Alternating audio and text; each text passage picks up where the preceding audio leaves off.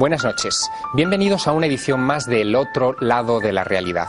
O mejor dicho, esta no es una edición más. Vamos a hablar de uno de los problemas más importantes a los que se ha enfrentado buena parte de la investigación de estos últimos años de anomalías científicas, lo que se llamaría las anomalías o aquellas cosas que están en el umbral de la realidad. Me estoy refiriendo a los objetos voladores no identificados. Desde 1947 hasta nuestros días se han recogido millones de testimonios en todo el mundo de personas que aseguran haber visto esta clase de vehículos extraños, de comportamiento inteligente muchas veces, que han desafiado no solamente ya a quienes los han visto, sino a quienes los han investigado, incluso desde una óptica militar. La última noticia llegaba a los informativos de televisión hace escasas semanas. Me estoy refiriendo a algo que ocurrió el 5 de marzo de 2004, cuando un piloto a bordo de un avión de reconocimiento mexicano pudo obtener unas imágenes sorprendentes. Estas. Es correcto, ahora está a las 7 de nuestra posición con 10.5 millas. Lleva rumbo 283 y 334 de velocidad. Mar. Estas imágenes fueron obtenidas, como decía, a las 5 de la tarde del 5 de marzo de 2004, recogidas por un avión militar del Ministerio de Defensa mexicano que se encontraba haciendo maniobras para tratar de localizar aviones de narcotraficantes en la zona de Campeche, en México. Probablemente ustedes han visto fragmentos de estas imágenes en televisión. Nosotros, en el otro lado de la realidad, hemos conseguido el documento íntegro. Son 30 minutos de grabación de esferas lumínicas que empiezan siendo una sola, se convierten a los pocos minutos en dos y después en una enorme sucesión de objetos extraños hasta completar un total de 16 focos de luz no identificados. Son imágenes obtenidas con una cámara muy especial, una cámara llamada FLIR, que obtiene lo que serían imágenes en infrarrojo, solamente detecta el calor desprendido por estos objetos. Tenemos en la mesa a dos personas que pueden comentarnos esta filmación, pero que nos van a ilustrar sobre otros aspectos del fenómeno OVNI. Son dos personas, uno de ellos es Ángel Bastida. Buenas noches. Buenas noches, Javier. Ángel Bastida es general de brigada del Mando Aéreo de Combate. En el año 1992 fue el responsable militar de desclasificar el gran archivo ufológico que tenían los militares españoles en este país. Cuando en 1992 se ponen en tus manos esta documentación, ¿qué es lo que se encuentra? Pues era una caja. Realmente se encargó al mando aéreo, al mando operativo aéreo por aquel entonces, ahora es el Mando Aéreo de Combate, la desclasificación, no la desclasificación, sino el análisis de la documentación que había ahí para ver si podía desclasificarse o si contenía algo que hubiese que censurar en una posible desclasificación. Y bueno, realmente me tocó clasificar, y me refiero a clasificar, ordenar los diferentes archivos y ver que, bueno, que no había ningún problema en desclasificarlo y hacerlos públicos, salvando la necesaria protección a los testigos y a la gente que participaba, que podía no querer figurar en algo que se desclasificase. Archivos que van desde 1962 en adelante, es decir, es un periodo de tiempo muy prolongado, 30 años de recogida de información sobre esta clase de objetos no identificados en territorio nacional. ¿En algún momento en esos archivos se encontró algo tan elocuente o tan evidente como esta filmación que nos ha llegado de México en fechas recientes? No, el gráfico, lo que había eran fotografías, diapositivas del caso del avistamiento en Canarias. Las veremos después. Y prácticamente nada más. Alguna foto sacada en un Sabre a través del visor, pero era un Sabre, un avión positivo, de combate. un avión de combate antiguo, el F-86. Y era un positivo muy antiguo, que se veía pues una luz al lado de lo que podía ser el diamante de puntería del visor.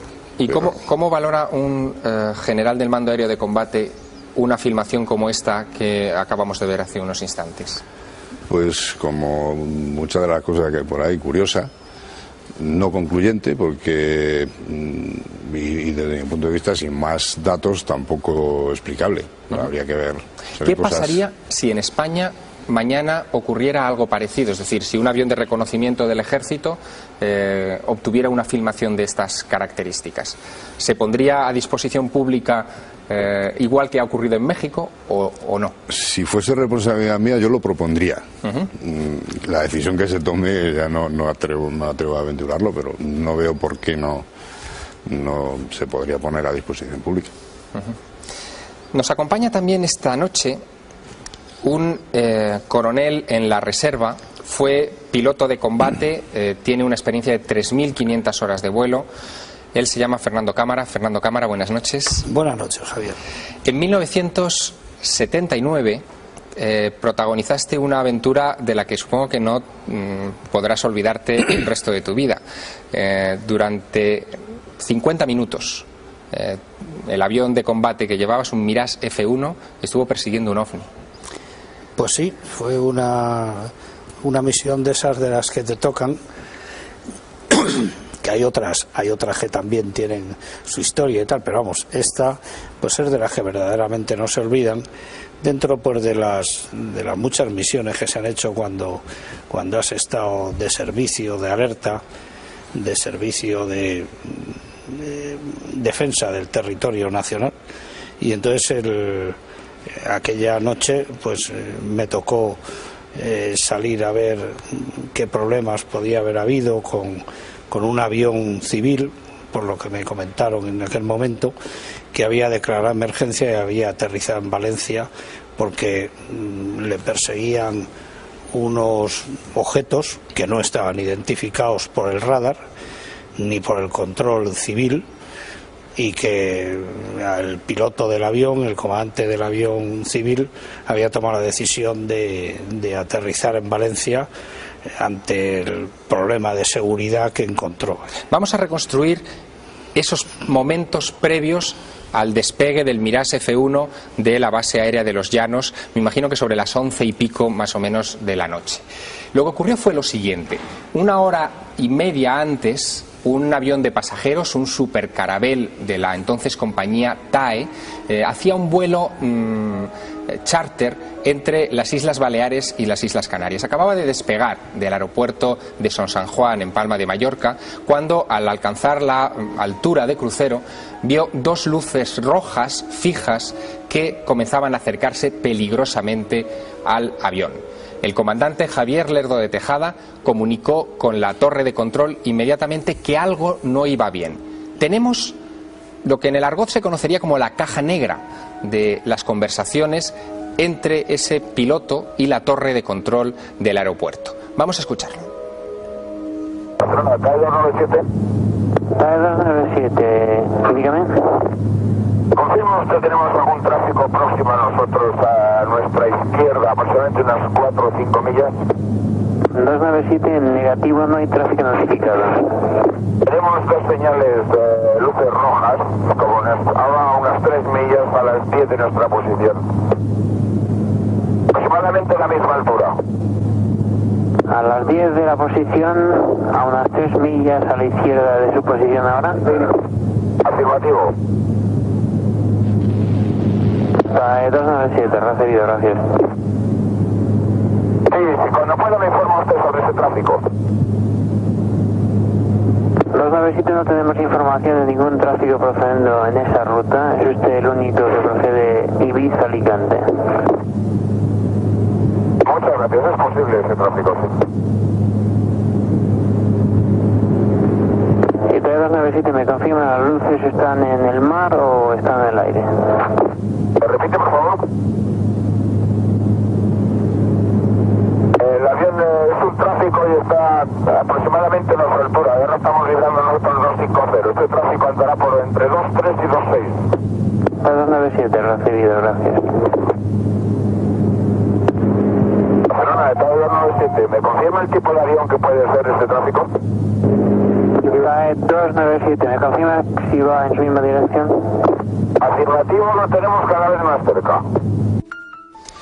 Ese objeto no identificado emprende lo que se conoce también en el argot aeronáutico como el rumbo de colisión hacia el avión de pasajeros. El comandante Javier Lerdo de Tejada está al mando de una aeronave con 109 personas a bordo y en un momento determinado se pone muy nervioso, decide abandonar la altura de crucero que acababa de alcanzar y tomar tierra en estado de emergencia en el aeropuerto de Manises.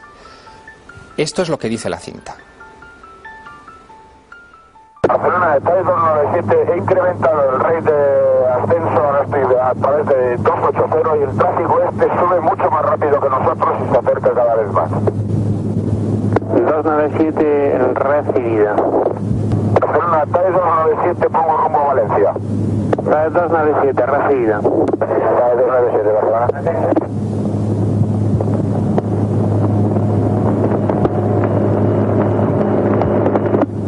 TAE 297, Barcelona.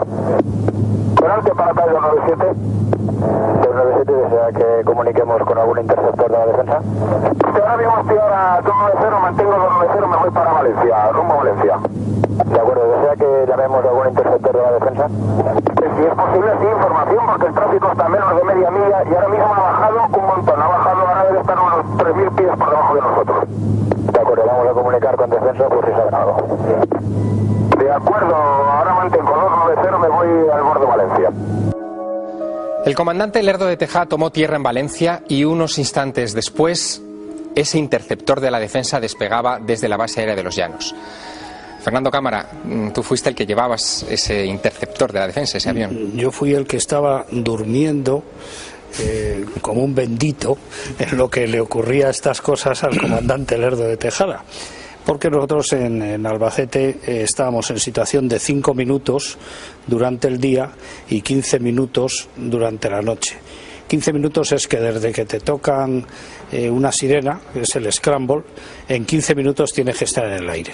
Ascendiste y te encontraste con esas luces, porque estaban todavía sobre Valencia. No, la cosa no fue tan rápido de que ascendidas. Cuando te toca un scramble, tú te coges, te subas al avión, despegas y entonces te da el control militar de la defensa, te da un rumbo y unos datos para que te dirijas hacia un sitio y entonces me dirigieron hacia Valencia, pero no me dirigieron hacia un blanco determinado porque verdaderamente no lo tenían en el radar. Si no me empezaron a contar la historia esta de... Y que buscaras y que buscara por allí a ver algo que pudiese haber. En unos instantes, después de la publicidad, nos contarás qué es lo que encontraste en ese scramble, en esa maniobra de interceptación. Escucharemos al coronel Cámara en unos minutos.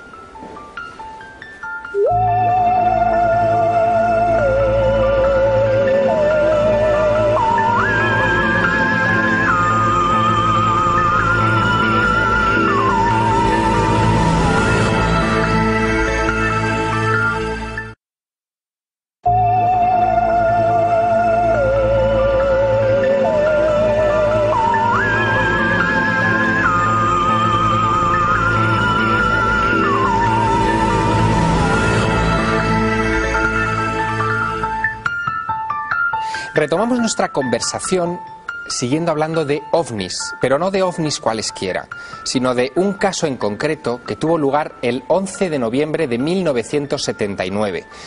Recuerden que un avión de pasajeros con 109 personas a bordo había aterrizado en estado de emergencia en el aeropuerto valenciano de Manises y que un interceptor de la defensa, un Mirage F1, estaba a punto de salir de la base aérea de Los Llanos. Sonó la sirena en el camarín del coronel Cámara, entonces capitán Cámara, y... Fernando, ¿qué es lo que ocurrió a continuación? Subiste... Te subes al avión, te quitas las legañas, pones en marcha el motor y despegas. Entonces, inmediatamente después del despegue pasas al control militar de la defensa y entonces fue el que me dijo pues que en vez de darme los datos típicos de un scramble, que es un vector, una altura y una velocidad a la que tienes que ir, y de mira, vamos aquí hacia Valencia, vete hacia Valencia, y bueno, estaba ahí al lado, sabíamos cómo se iba, sube a una altura cómoda, te voy a explicar lo que ha ocurrido. Entonces me empezó a explicar un poco esto que has comentado tú antes, y qué es lo que había ocurrido. Dice, vamos a ir para allá porque han decidido, bueno, pues mandar un caza para ver si ve algo de esto que parece ser que están viendo desde tierra. Pues hay una luz o algo que está en la vertical del campo y otra hacia la zona del puerto. Es decir, que había dos luces ya. Sí, eso es lo que me comentaron, que había esto y tal. Entonces me dirigí allí hacia Valencia, subí a una altura de crucero cómoda, para nosotros pues eran 35.000 pies, una velocidad de 0.9 de Mach, que es un crucero económico. Y entonces, bueno, pues de toda la comprobación del avión, radar, misiles, etcétera y tal, de que todo funcionaba perfectamente. Y Albacete está muy cerca de Valencia, aproximadamente pues en 8 o 10 minutos, ¿me entiendes? Ya estaba sobre la vertical de Valencia. Antes de llegar, con el alcance de radar que nosotros teníamos de unas 35 millas efectivos, 50 millas, ¿sabes? Empecé a barrer la zona aquella y no se veía nada. Ya me lo imaginaba porque de hecho no veían nada en los radares de la defensa. Entonces, pues estuve por allí dando unas vueltas, me fui a ver una luz que veía hacia el sur, volví, eso no es, tal, pues, está fijo, pues esas cosas. Hasta que te encontraste. Hasta que decidí, pues, descender un poco a un nivel más bajo, me bajé a unos 20.000 pies y volviendo hacia Valencia, a esa altura, 20.000 pies, sí vi lo que parecía pues, una luz roja, en lo que me parecía encima más o menos de la pista. Una luz roja fija, en principio del momento, rara, tal, y acercándome y tal. Entonces se lo comenté y dice, pues sí, eso es lo que están viendo, una luz roja y tal. El avión alcanzaba más o menos, bueno, superaba la velocidad del sonido. El avión, el F1, era 2 veces y media la velocidad del sonido. ¿Forzaste, me imagino, el motor para acercarte a la luz? No, seguía a la misma velocidad, .9, toda vez que para pasar la velocidad del sonido, pues hay que reunir unas condiciones especiales para que no provocar el van que no afecte a la población. ¿Y alcanzaste la luz? Después, o sea, ahí llegué hacia donde, digamos, hacia Valencia y claro, es que se tarda más en contar de lo que es. Y entonces yo estaba viendo esa luz, pero en el radar no veía nada, llevaba conectados los misiles infrarrojos. Y entonces por ver si daba también, no daba ninguna señal infrarroja. Como me parecía que estaba muy cerca, sobre todo porque el control de la defensa estaba en contacto con la base y ellos estaban viendo la luz en la vertical. Yo la veía yendo a 20.000 pies, podía estar como unos 19.000, 18.000 pies, un poquito por debajo de mí y delante.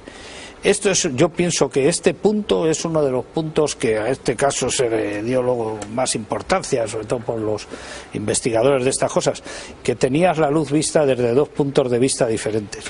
Una de los de abajo que lo veían en la vertical y yo que lo veía por delante y un poquito por debajo. Porque si no, una luz te puede estar a 30 millas, a 50 millas, sí, es muy grande, claro, muy pequeño. 50 minutos dan para mucho, es decir, que es bastante tiempo en el aire para perseguir un ovni. En un momento determinado te aproximaste mucho a esa luz y pudiste ver algo, claro, una estructura interna. A la velocidad que yo iba, ¿me entiendes? Enseguida pasé Valencia y yo seguía viendo la luz delante. Entonces digo, oye, que yo la luz la sigo viendo ahí delante. Dice, no, los de abajo dicen que ya se ha ido delante de ti, que la luz va delante de ti. Entonces, ya saliendo íbamos como rumbo hacia Zaragoza, Teruel, en esa dirección yo venía del mar, y entonces le pedí permiso al control para ponerme supersónico para ver si me acercaba. Me autorizaron y entonces pues aceleré aproximadamente a 1,5, 1,6 de la velocidad del sonido. Pues me acuerdo de esto porque a 1,4 entraba una sobrevelocidad del motor y tal. Y entonces ahí instantáneamente, prácticamente, porque la luz cambiaba de color. La luz ya no era roja, ya la luz pasaba a ser blanca. ¿Algún tipo de alteración en los instrumentos de vuelo? Sí.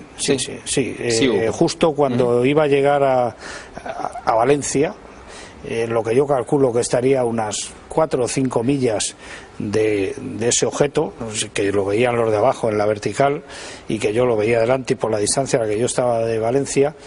Entonces me empezaba en la radio, me empezó a entrar una señal como si fuese una sirena, que es una señal que nosotros identificamos casi como una señal de emergencia.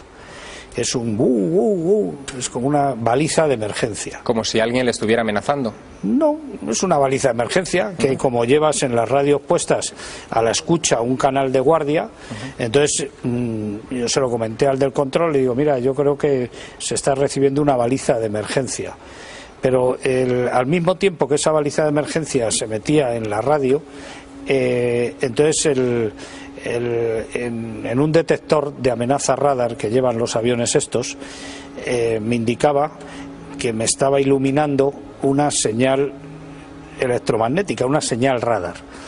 El detector este que llevaba este avión, que supongo que ya estaba mejorado y supongo que ya no será secreto el que llevaba entonces, porque eran unos temas secretos de estos, tenía para decirte si lo que te estaba iluminando era un misil o un radar de onda continua, que es normalmente el que detrás de ese radar te va un misil, ¿me entiendes? O uno de vigilancia que te va dando a ratos. Una cosa, supongo que cuando después de perseguir ese objeto durante esos minutos, al regresar a la base de los Llanos, se redactó un informe, claro. Sí, sí, claro. Sí. Un informe contando todo esto. Sí. En 1994 se desclasifica el informe Manises, son 120 páginas más o menos de información. General Bastida, el informe que rellenó el coronel Cámara no fue nunca desclasificado. Pues porque no estaba dentro de la caja que recibió. recibí, evidentemente. Porque de lo que me consta, pues yo no estuve hasta el final en el proceso de desclasificación, porque me fui del mando operativo, siguió Rocamora, pero por lo que sé se desclasificó todo lo que había en la caja. Evidentemente sufrió una serie de traslados, primero estaba en Estado Mayor, después en el mando del centro, después se cambió, y en todos esos traslados pudo haber algún traspapeleo, pero...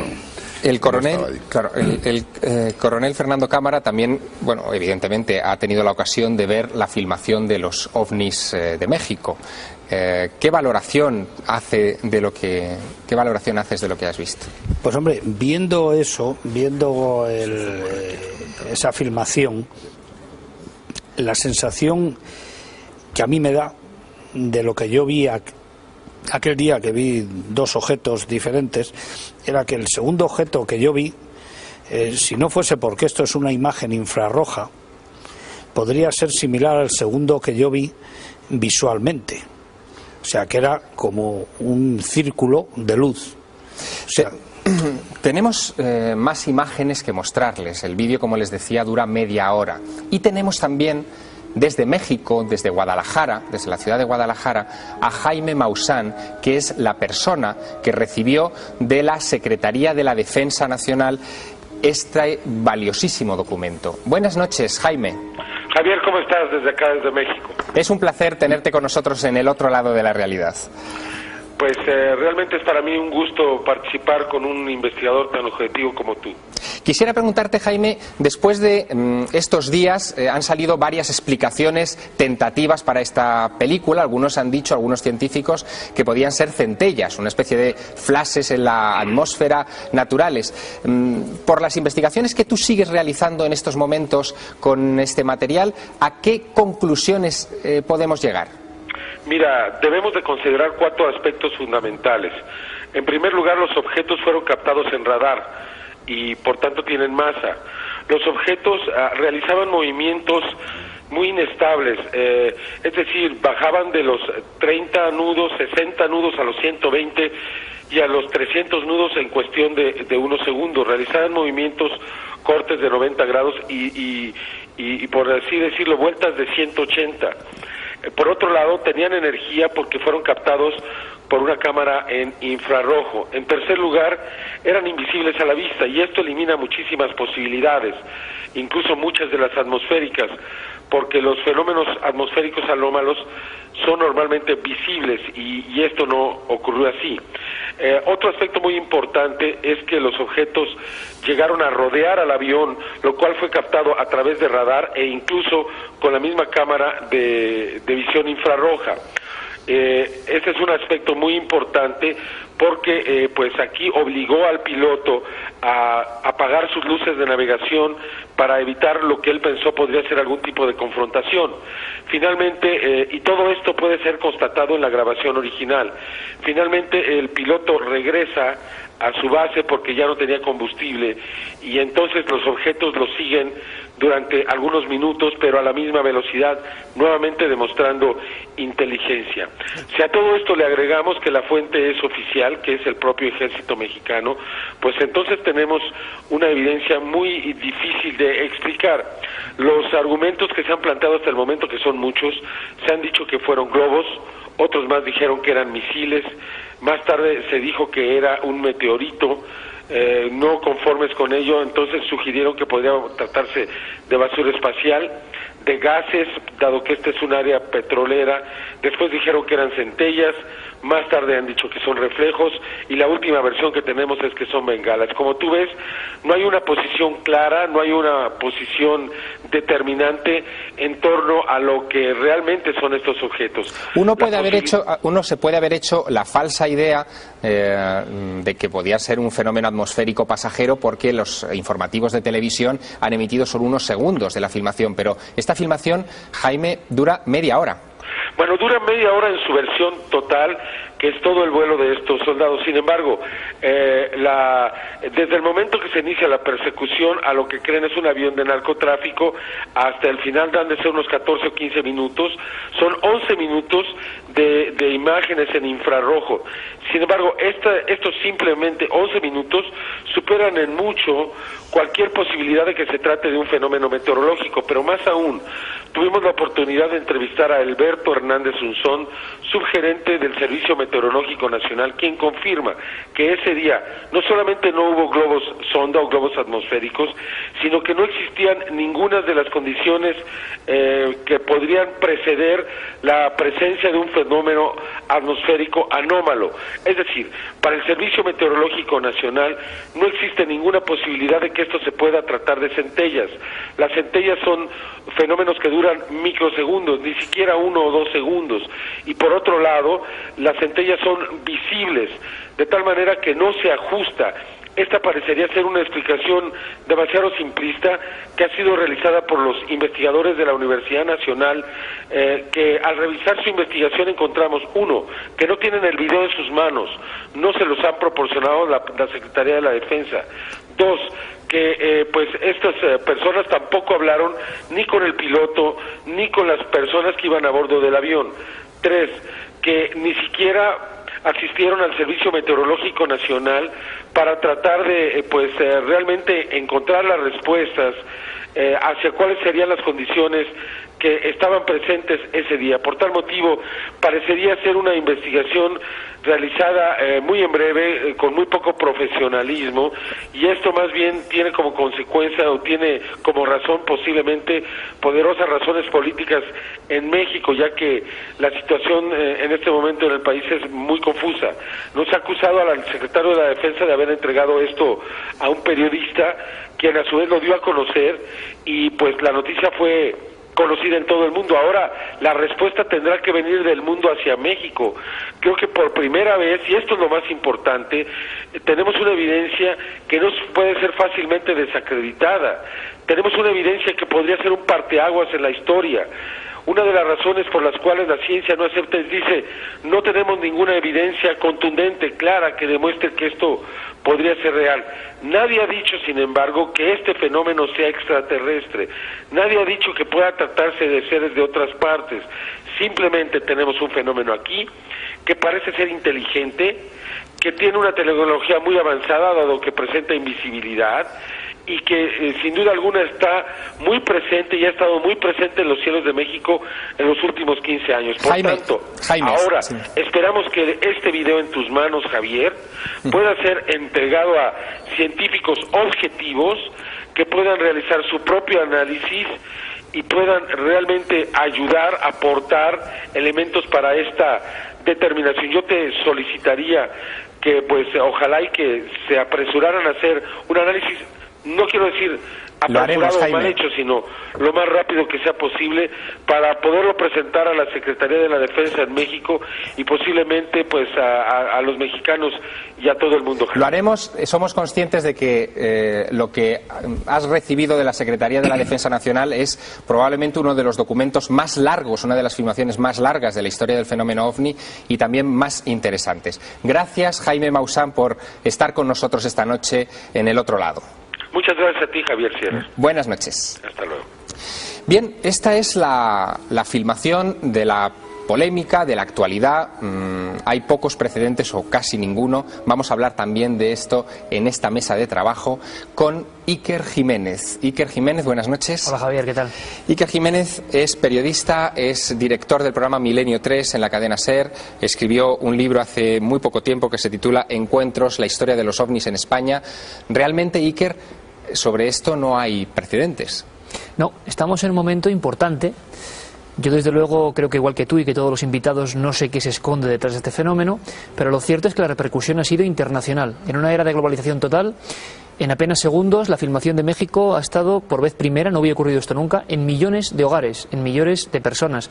Las televisiones, los canales se han hecho eco de una filmación que, como tú decías, puede que sea la más larga de la historia. Curiosamente, y esto es una cosa de ultimísima hora, la reproducción del vídeo mexicano ha hecho que en muchos otros países, las últimas noticias vienen de Bolivia y de Cuba, hablen de avistamientos parecidos y de intentos de algunas esferas militares en proporcionar información. Lo que es único, Javier, yo creo, es que sea el ejército mexicano, la Secretaría de Defensa, la que proporciona a la prensa estos documentos. Quizá empieza un tiempo nuevo de mayor comunicación. Hasta ahora se puede decir que en todo el mundo han sido compartimentos estancos, ¿no? Porque hasta ahora el fenómeno de los ovnis había estado muy aprisionado quizá por la etiqueta del secreto militar. En España hablábamos con el general Bastida de la desclasificación de material ovni, pero aquí también hay dudas sobre si se entrega todo el material, ¿no?, ufológico. Claro, siempre va a haber esa especie de juego, ¿no? Nos ¿Pero informan eso es por algo. especulación de los medios de comunicación? Claro. ¿Es sensacionalismo o hay algo de verdad en eso? Yo te puedo decir a nivel personal, Javier, que cada vez soy más escéptico, es lógico. Tienen que darnos pruebas evidentes de que algo pasa, parece que hay indicios. Yo sí me he encontrado en algunos casos concretos, que además antes fuera de antena hablábamos con los compañeros excepcionales que hoy están en esta mesa. Hay casos que no sabemos si por una falta de investigación, una falta de documentos, una falta de corrección en algunos momentos por parte de los periodistas también, hay que tirar hacia nuestro lado, pues se han convertido en auténticos mitos, en leyendas urbanas actuales. En España tenemos unos cuantos casos que fueron desclasificados y que aun a pesar de ello quedó ese resquemor de nos han contado todo. Caramba, si conocemos a testigos que cuentan otra versión y sobre todo algunas explicaciones que sí motivaron cierto malestar en la prensa, casos que parecían muy evidentes con muchos testigos, incluso casos de supuestos aterrizajes que se explicaban, por ejemplo, por el halo de la luna. Esto quizá fuera así, pero al pueblo llano le sorprende que los militares dieran estas explicaciones. Por lo tanto, es un pez que se muerde la cola y que no nos lleva a ningún lugar. General, hay poco... Sí, yo disiento. Creo que no, en los expedientes, no los expedientes, en la cobertura que se daba a los expedientes cuando se proponía su desclasificación, que yo sepa, menos yo no di nunca una explicación de ninguno de los fenómenos, a menos que creo que una vez con el caso de los globos de Madrid se podía sugerir que esa podía ser la... Pero en el resto de los casos no se daban explicaciones. El caso es que la mayoría de los expedientes OVNI, tanto del Ejército del Aire como los que interesan realmente a los investigadores, son protagonizados por testigos de élite. Los propios expedientes secretos hablaban de testigos de categoría A para radaristas, pilotos de combate, etcétera, que tenían esta clase de experiencias. De alguna manera vamos a tener en la mesa también a un testigo de categoría A. Es un viejo conocedor de estos temas, pero él es coordinador también del control aéreo de Barajas. Sí, hola. Buenas noches. Buenas noches, Pablo Díaz Moreda. Gracias por estar en esta mesa esta noche. Encantado. Pablo, el 10 de marzo de 1979 ocurre algo de lo que tú eres indirectamente protagonista desde el control aéreo del aeropuerto de Barajas. En la torre de control de Barajas, pues nada más sentarme a trabajar en un relevo, pues se me transfiere un avión en aproximación, un Aviaco. En él iba uno de los pilotos, no recuerdo si era comandante o segundo piloto, nuestro viejo conocido y fallecido José Antonio Silva. Y me comenta el controlador radar que no está en la torre, sino en aquella época estaba en Paracuellos, en el centro de control de Madrid, que también lo veía. Yo muy sorprendido, nadie me había dicho nada, digo que ve que, dice, pues lo que están viendo los aviones anteriores, un objeto al oeste de Madrid. Como he sido un forofillo del tema desde bastante joven, pues en la primera comunicación que tuve con el aviaco, no recuerdo el número de vuelo, pues le pregunté, no tenía que decirle otras cosas, le di la típica información de viento y tal, y enseguida pues le pregunté qué es lo que veía y me lo describió. Escribió que veía pues un objeto luminoso, grande, tamaño de un 747, un jumbo jet, quizá mayor, al oeste de Madrid, a unos 5 a 7 kilómetros, por su izquierda, estaban aterrizando de sur hacia norte, en Barajas, y que hacía paralelos a ellos las mismas maniobras que ellos hacían. Si ellos viraban un poquito, pues aquel objeto viraba con ellos y mantenía más o menos la misma distancia. Y en un cierto momento, pues ellos lo pierden de vista cuando ya están cerca del suelo. No había ningún avión detrás en la aproximación. Y en ese momento el controlador radar, que insisto no está en la torre, sino está en otro sitio, me dice por el interfono que nos comunica que aquello empezaba a moverse. Quiero hacer notar que desde la torre, como luego comentaré brevemente, no vimos nada. Sí lo vieron al menos 6 o 7 aviones en aproximación.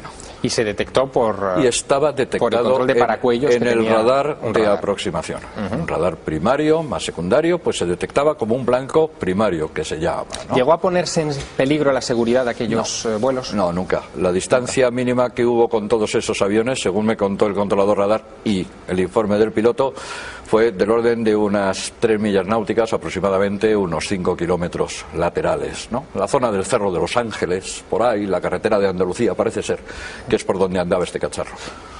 ¿Qué conclusión sacas de una experiencia como esta? Bueno, fue muy extraño porque lo más curioso del caso es que a continuación aquello comienza a moverse a velocidades lentas. Me llegó a decir el controlador radar, parece un dirigible.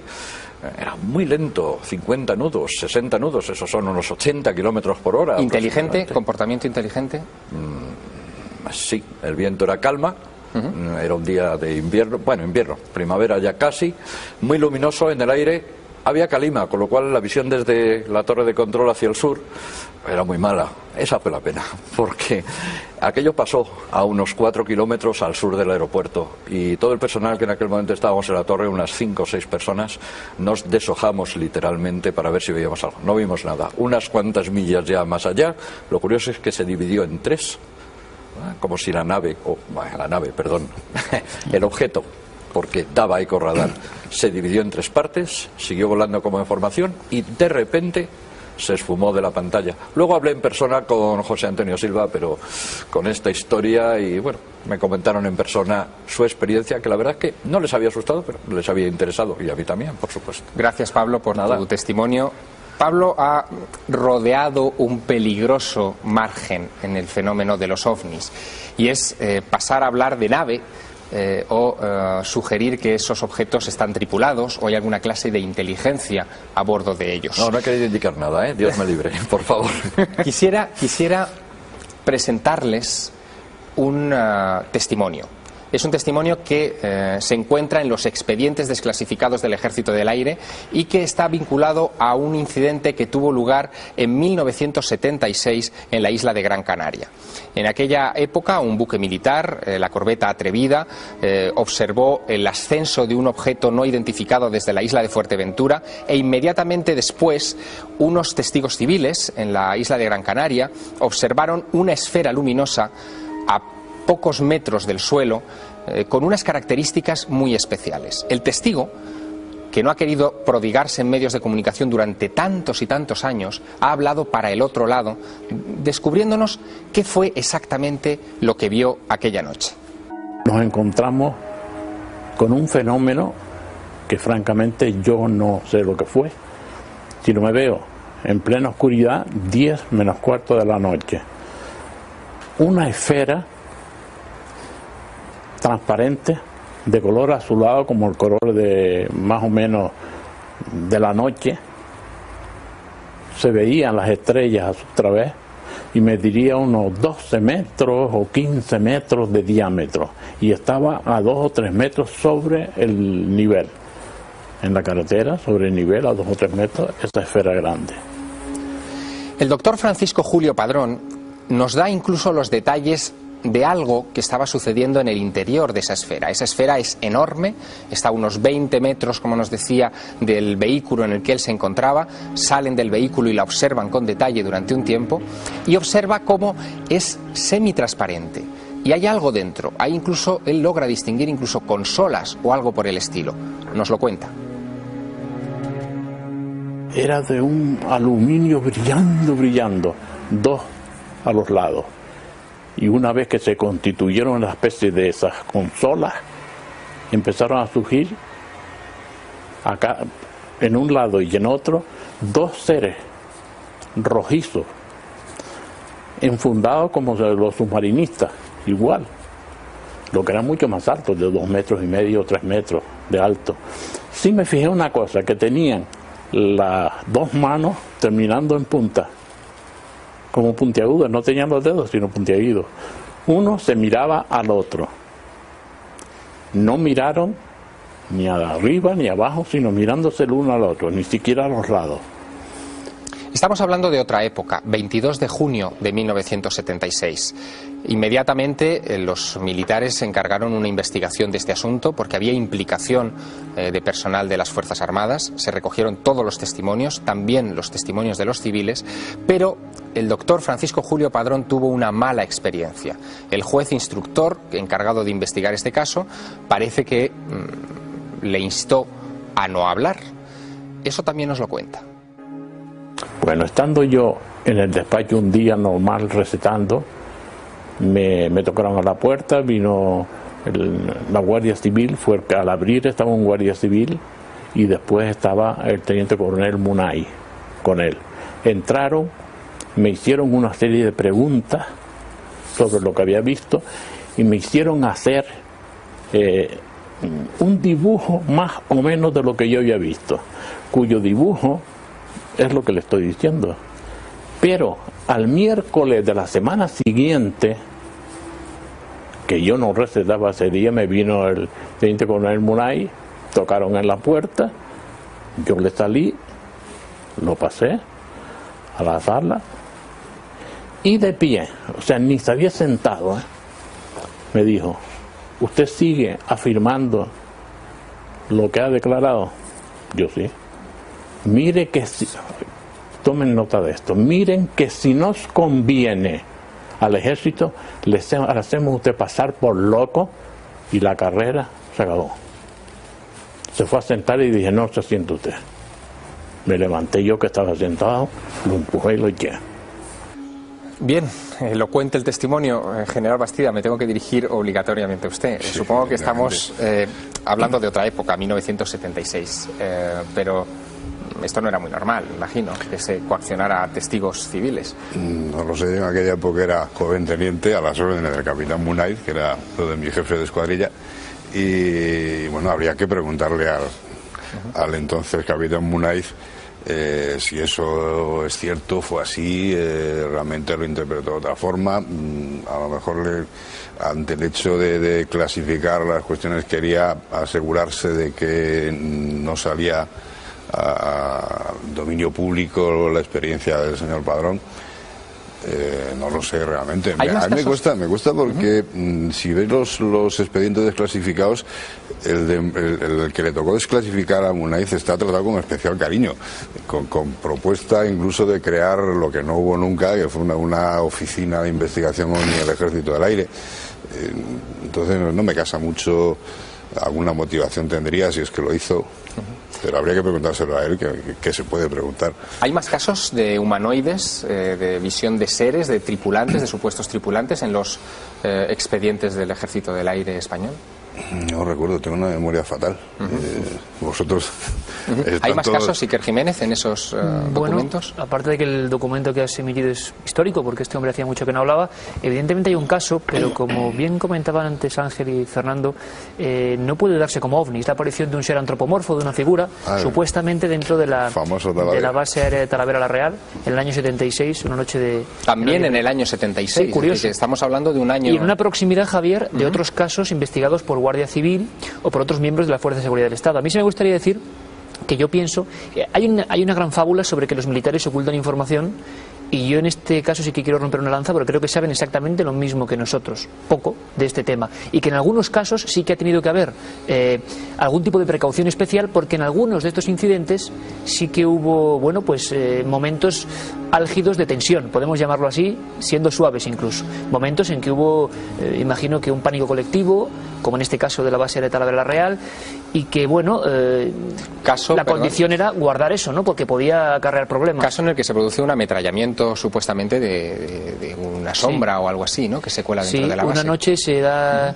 la alarma porque 3 soldados, bueno, en realidad 4, afirman haber visto una especie de figura resplandeciente y descargan sus balas contra ese individuo, sea lo que fuera, de una gran altura. Ellos lo identifican así, y sobre todo lo interesante es que se produce, como decíamos, un torbellino de pánico inmediato, que realmente llega. Yo he hablado con varios de los integrantes de aquellas comisiones de investigación, quizá porque después decían que no habían aparecido los artefactos disparados, los casquillos, y luego una serie de incidentes que no tienen mucho que ver, pero que provocaron una noche toledana, ¿no?, como se decía en la época, y no sé si ahora, pero una noche de muchas tensiones, una noche donde imagino que la imaginación también tuvo su valor importante. Pero yo creo, he hablado con esos testigos, Javier, y después de 25 años ellos siguen igual de aterrorizados. Yo no sé qué verían, pero siguen igual de aterrorizados, y también con ese complejo de que quizá no se investigó todo o no se les dejó llegar a la verdad. Llegaron incluso a ser ingresados en el Hospital de Aire de Madrid de Badajoz con graves problemas después de este caso.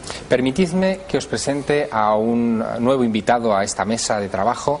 Él es Carlos González Cutre. Buenas noches. Buenas noches, Javier. Es meteorólogo de la Academia General del Aire en San Javier y, como se dice en el argot vuestro, analista predictor de la Academia General. Efectivamente.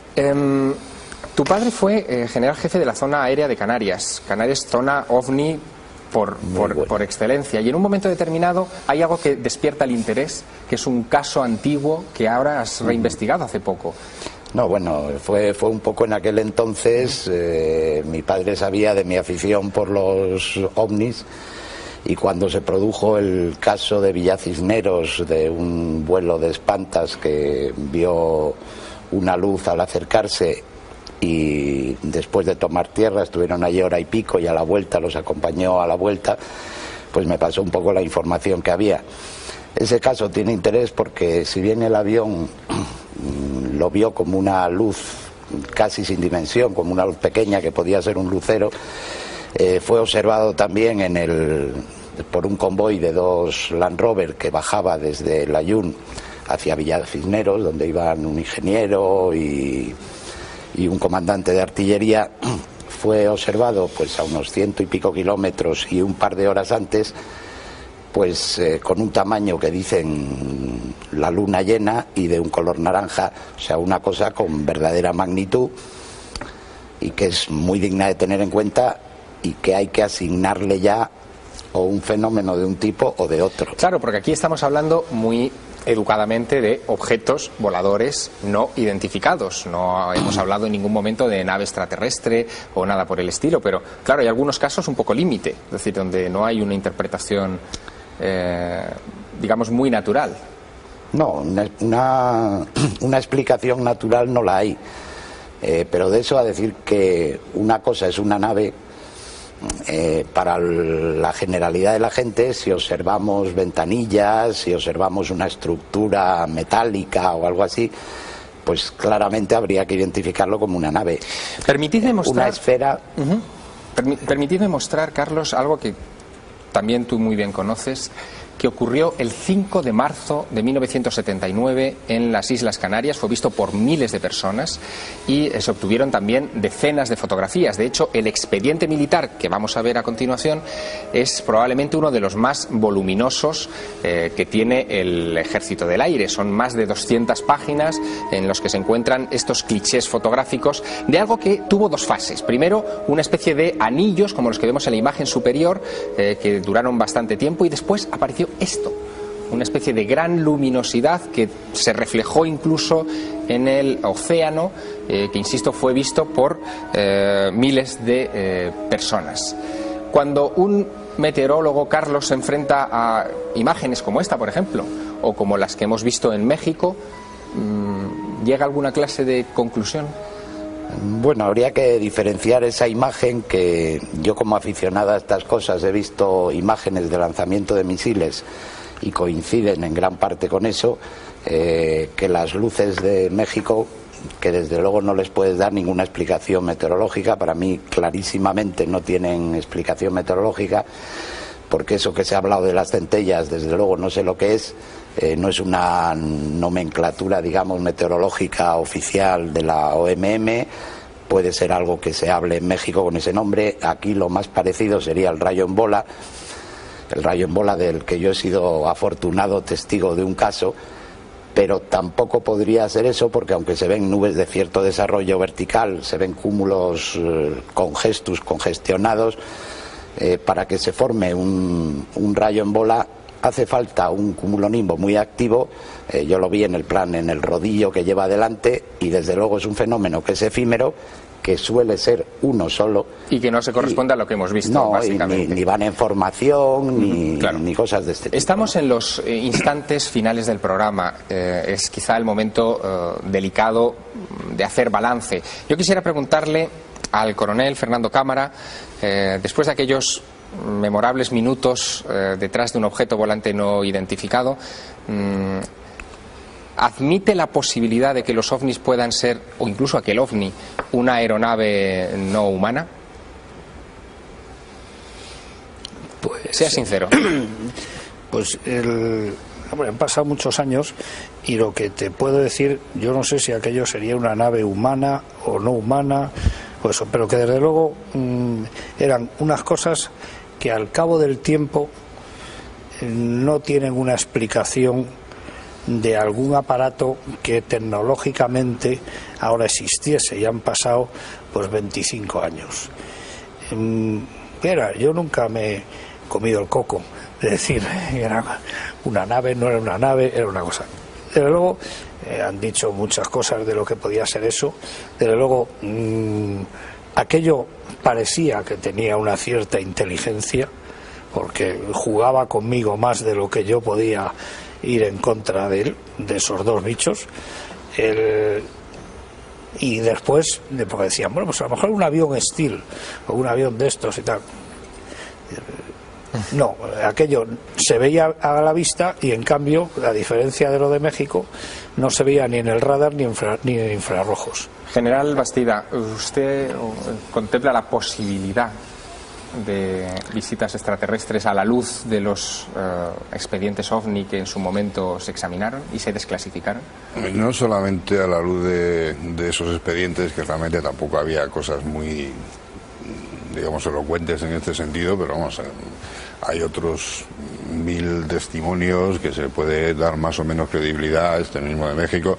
Considero que hay cosas que no tienen una explicación desde el punto de vista normal. La explicación nave extraterrestre, bueno, pues es fácil, es la inmediata, la que se puede aceptar, porque no, puede ser una de las explicaciones de ese fenómeno, sobre todo si vemos que se habla de aceleraciones, de velocidades, de cambio de trayectoria que son humanamente imposibles. O sea, un ser humano que fuese dentro de algo que hiciese eso, estaría aplastado en cuestión de segundos. Entonces, ¿puede que esté cambiando ya la historia del fenómeno OVNI con esta actitud de los militares mexicanos, es decir, de entregar a la opinión pública rápidamente la información? Yo creo que sí. Es que lo que estaba hablando antes, Siker, por ejemplo, o que tú comentaste, que el expediente del caso de Fernando no estaba dentro de de los expedientes OVNI en principio puede hacer pensar que, bueno, está ocultado por algo. Más desclasificación que la que habéis tenido aquí hoy, creo que es difícil tener otra.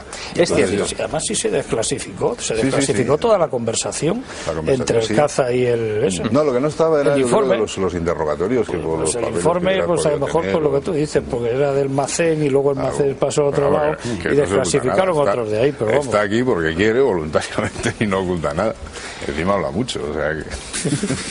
Es cierto, mayor desclasificación que tener por primera vez en un plató de televisión a un coronel, a un general del Ejército del Aire, haber tenido a un coordinador de Barajas para explicarnos observaciones OVNI, a un meteorólogo de la Academia General del Aire y a un investigador como Iker Jiménez, es difícil de ver en las pantallas, en la pequeña pantalla. Hemos llegado al punto final del otro lado de la realidad. Les invito a permanecer atentos a esta pantalla, a estar pendientes de lo que vamos a ir desclasificando en próximos programas. Si tienen alguna sugerencia, algún comentario que hacernos, quieren enviarnos alguna documentación, pueden hacerlo a nuestro correo electrónico elotroladodelarealidad@telemadrid.es. Una vez más, hemos demostrado que el misterio puede abordarse de forma rigurosa y que cuando el misterio es riguroso, merece la pena seguir investigando en él. Buenas noches.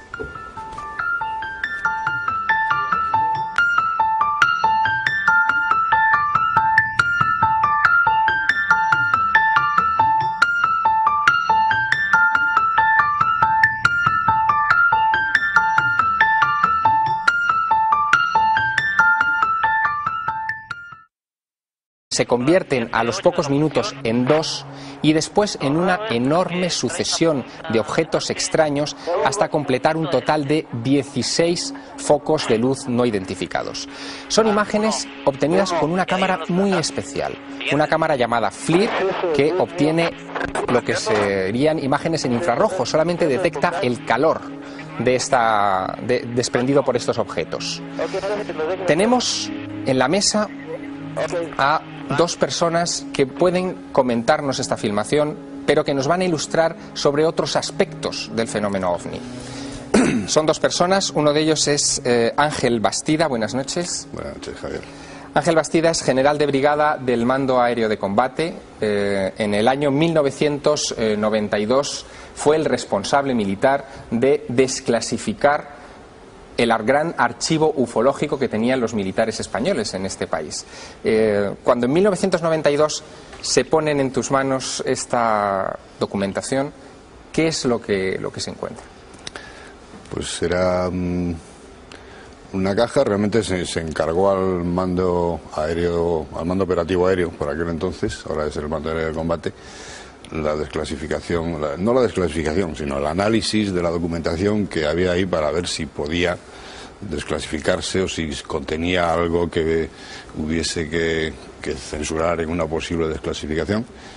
Y bueno, realmente me tocó clasificar, y me refiero a clasificar, ordenar los diferentes archivos y ver que, bueno, que no había ningún problema en desclasificarlo y hacerlos públicos, salvando la necesaria protección a los testigos y a la gente que participaba, que podía no querer figurar en algo que se desclasificase.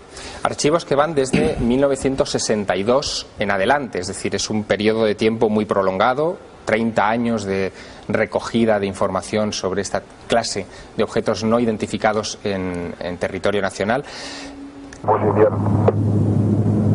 Aproximadamente a la misma altura. A las 10 de la posición, a unas 3 millas a la izquierda de su posición ahora. Afirmativo. 297, recibido, gracias. Sí, cuando pueda me informa usted sobre ese tráfico. 297, no tenemos información de ningún tráfico procediendo en esa ruta. Es usted el único que procede Ibiza-Alicante. Muchas gracias, es posible ese tráfico, sí. Y te 297, ¿me confirma las luces están en el mar o están en el aire? Repite, por favor. El avión es un tráfico y está aproximadamente a nuestra altura. Ahora estamos librando nosotros 250. Este tráfico andará por entre 23 y 26. 297, recibido, gracias. Barcelona, Estado 297, ¿me confirma el tipo de avión que puede ser este tráfico? 297, ¿me confirma si va en su misma dirección? Afirmativo, lo tenemos cada vez más cerca. Ese objeto no identificado emprende lo que se conoce también en el argot aeronáutico como el rumbo de colisión hacia el avión de pasajeros. El comandante Javier Ledo de Tejada está al mando de una aeronave con 109 personas a bordo. Y en un momento determinado se pone muy nervioso, decide abandonar la altura de crucero que acababa de alcanzar y tomar tierra en estado de emergencia en el aeropuerto de Manises. Esto es lo que dice la cinta. Barcelona, Estado 297, he incrementado el rate de ascenso, ahora estoy a través de 280 y el tráfico sube mucho más rápido que nosotros y se acerca cada vez más. 297, recibida. Barcelona, Estado 297, pongo rumbo a Valencia. 297, recibida. Estado 297, Barcelona.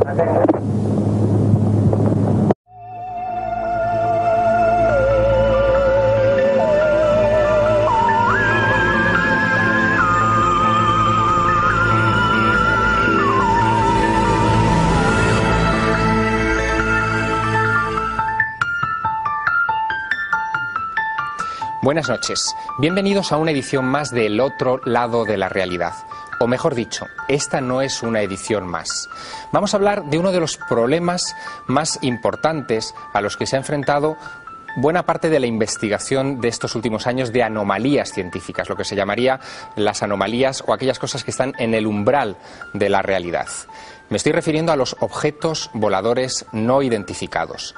Desde 1947 hasta nuestros días se han recogido millones de testimonios en todo el mundo de personas que aseguran haber visto esta clase de vehículos extraños, de comportamiento inteligente muchas veces, que han desafiado no solamente ya a quienes los han visto, sino a quienes los han investigado, incluso desde una óptica militar. La última noticia llegaba a los informativos de televisión hace escasas semanas. Me estoy refiriendo a algo que ocurrió el 5 de marzo de 2004, cuando un piloto a bordo de un avión de reconocimiento mexicano pudo obtener unas imágenes sorprendentes. Estas. Es correcto, ahora está a las 7 de nuestra posición con 10.5 millas. Lleva rumbo 283 y 334 de velocidad. Mar. Estas imágenes fueron obtenidas, como decía, a las 5 de la tarde del 5 de marzo de 2004, recogidas por un avión militar del Ministerio de Defensa mexicano que se encontraba haciendo maniobras para tratar de localizar aviones de narcotraficantes en la zona de Campeche, en México. Probablemente ustedes han visto fragmentos de estas imágenes en televisión. Nosotros, en el otro lado de la realidad, hemos conseguido el documento íntegro. Son 30 minutos de grabación de esferas lumínicas que empiezan siendo una sola. ¿En algún momento en esos archivos se encontró algo tan elocuente o tan evidente como esta filmación que nos ha llegado de México en fechas recientes? No, gráfico, lo que había eran fotografías, diapositivas del caso del avistamiento en Canarias. Las veremos después. Y prácticamente nada más. Alguna foto sacada en un sabre a través del visor, pero era un sabre, un avión positivo, de combate. un avión de combate antiguo, el F-86. Y era un positivo muy antiguo que se veía pues una luz al lado de lo que podía ser el diamante de puntería del visor. ¿Y cómo valora un general del Mando Aéreo de Combate una filmación como esta que acabamos de ver hace unos instantes? Pues como muchas de las cosas que hay por ahí, curiosa, no concluyente, porque y desde mi punto de vista sin más datos tampoco explicable. Habría que ver. ¿Qué pasaría si en España mañana ocurriera algo parecido, es decir, si un avión de reconocimiento del ejército obtuviera una filmación de estas características, ¿se pondría a disposición pública igual que ha ocurrido en México o no? Si fuese responsabilidad mía, yo lo propondría. La decisión que se tome ya no me atrevo a aventurarlo, pero no veo por qué no se podría poner a disposición pública. Nos acompaña también esta noche un coronel en la reserva, fue piloto de combate, tiene una experiencia de 3.500 horas de vuelo. Él se llama Fernando Cámara. Fernando Cámara, buenas noches. Buenas noches, Javier. En 1979 protagonizaste una aventura de la que supongo que no podrás olvidarte el resto de tu vida. Durante 50 minutos el avión de combate que llevabas, un Mirage F1, estuvo persiguiendo un OVNI. Pues sí, fue una misión de esas de las que te tocan, que hay otras que también tienen su historia y tal, pero vamos, esta pues es de las que verdaderamente no se olvidan, dentro pues de las muchas misiones que se han hecho cuando has estado de servicio, de alerta, de servicio de defensa del territorio nacional. Y entonces aquella noche pues me tocó salir a ver qué problemas podía haber habido con un avión civil, por lo que me comentaron en aquel momento, que había declarado emergencia y había aterrizado en Valencia porque le perseguían unos objetos que no estaban identificados por el radar ni por el control civil, y que el piloto del avión, el comandante del avión civil, había tomado la decisión de aterrizar en Valencia ante el problema de seguridad que encontró. Vamos a reconstruir esos momentos previos al despegue del Mirage F1 de la base aérea de Los Llanos, me imagino que sobre las 11 y pico más o menos de la noche. Lo que ocurrió fue lo siguiente: 1 hora y media antes, un avión de pasajeros, un supercarabel de la entonces compañía TAE, hacía un vuelo charter entre las Islas Baleares y las Islas Canarias. Acababa de despegar del aeropuerto de Son San Juan, en Palma de Mallorca, cuando al alcanzar la altura de crucero vio 2 luces rojas fijas que comenzaban a acercarse peligrosamente al avión. El comandante Javier Lerdo de Tejada comunicó con la torre de control inmediatamente que algo no iba bien. Tenemos lo que en el argot se conocería como la caja negra de las conversaciones entre ese piloto y la torre de control del aeropuerto. Vamos a escucharlo. Patrona, calle 297. Calle 297, dígame. Confirma usted, tenemos algún tráfico próximo a nosotros, a nuestra izquierda, aproximadamente unas 4 o 5 millas. 297, en negativo, no hay tráfico notificado. Tenemos 2 señales de luces rojas, como